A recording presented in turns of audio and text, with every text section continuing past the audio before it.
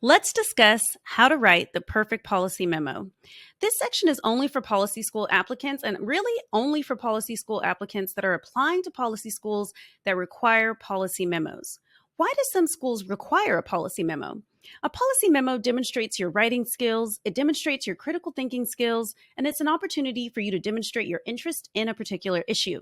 And it shows that you either know how to write a policy memo, which is an essential skill for a public leader, or you know how to figure it out. And figuring things out is also an essential skill for a leader. Here are examples of applications or schools that require policy memos. One is Princeton SPIA, another is Harvard Kennedy School MPA ID application. They both require some version of a policy memo. Here's how to choose what to write about for your policy memo. You're going to choose an issue that is connected to your professional experiences and/or interests.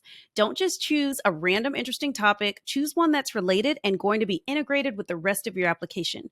You can choose something that's more closely connected to your past experiences, personal or professional. Or you can choose something that is more closely connected with what you'd like to focus on in your career going forward. And I need you to choose one specific issue. An example would be street children in Accra, Ghana. When I applied to the Kennedy School many moons ago, everyone had to submit a policy memo. And I was soon about to go to Ghana on a fellowship and spend a year there as a volunteer, working with a nonprofit that helps street girls, meaning children who usually leave rural villages for the big part of the capital. These girls are often homeless or semi-homeless. They're not in school, and they're usually selling things on the side of the road. They're very vulnerable, and it's a growing issue of their safety, their housing, and sometimes I can imagine even being a public nuisance, little gangs of children running around. So that's what I wrote my policy memo about many moons ago. It was connected to something I was right about to do. After I submitted the application, my plan was, and I actually did, defer, and my application and my memo focusing on street girls in West Africa was a great tie-in for my application to be tied to something that I was just about to go do.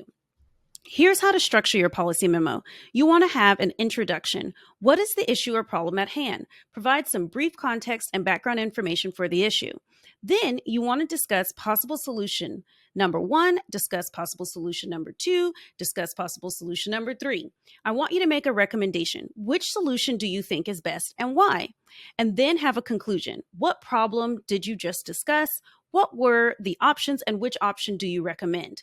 Then, what additional issues deserve further inquiry? That's how you structure a policy memo. Nothing fancy.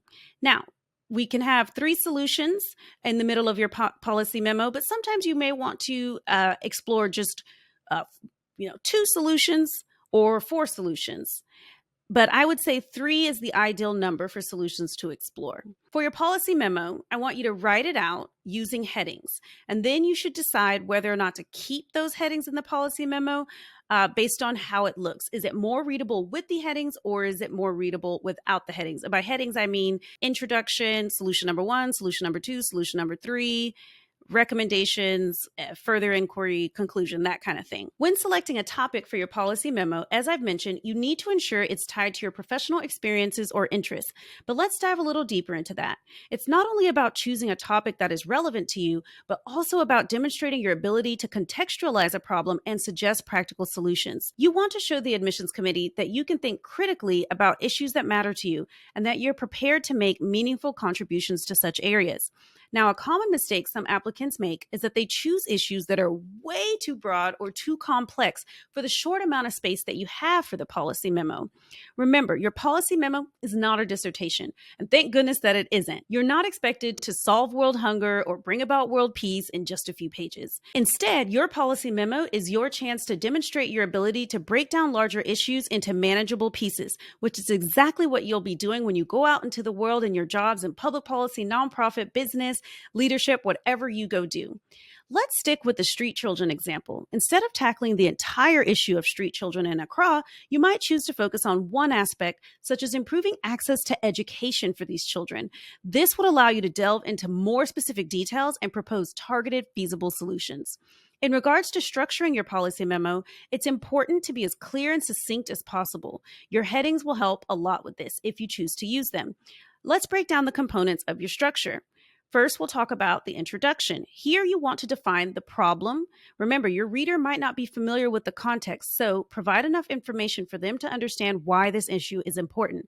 What's the scope of the problem? Who is affected by it? Why does it matter? Secondly, possible solutions. When it comes to discussing your solutions, ensure that each one is viable and well thought out. Consider the advantages and disadvantages of each solution, as well as potential barriers to implementation. This shows that you're able to think through a problem from different angles and anticipate challenges.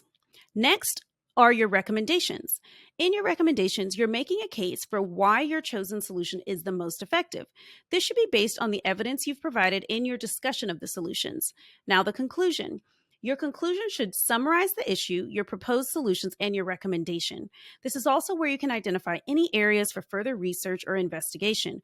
What questions remain unanswered? What aspects of the problem might require further study? Remember, while the structure of your memo is important, equally important, or maybe even more important, is the quality of your writing. You're demonstrating your written communication skills, your analytical skills, and your problem-solving skills here. So ensure that your writing is clear, concise, and free of jargon. Use evidence to support your points, and always keep the focus on your analysis and recommendations. Finally, I want you to remember that the process of writing your policy memo is just as important as the final product. It's an opportunity to deepen your understanding of an issue that matters to you. So take this as a chance to learn, to grow, and to challenge yourself. And always remember, you've got what it takes, so get to it.